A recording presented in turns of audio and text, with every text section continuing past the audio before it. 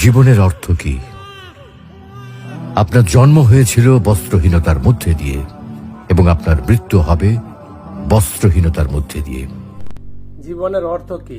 আমরা এই পৃথিবীতে কেন আসলাম? কেন আমাদেরকে এই পৃথিবীতে পাঠানো হলো? এই ভিডিওটি দেখুন, সম্পূর্ণ বুঝতে পারবেন।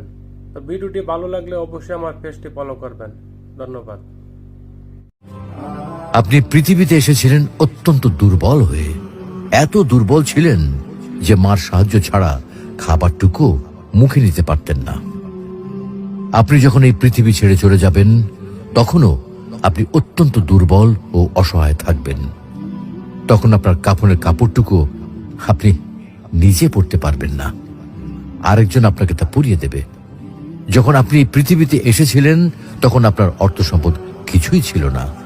যখন আপনি এই পৃথিবী ছেড়ে চলে যাবেন, তখনও আপনার অর্থ সম্পদ কিছুই থাকবে না।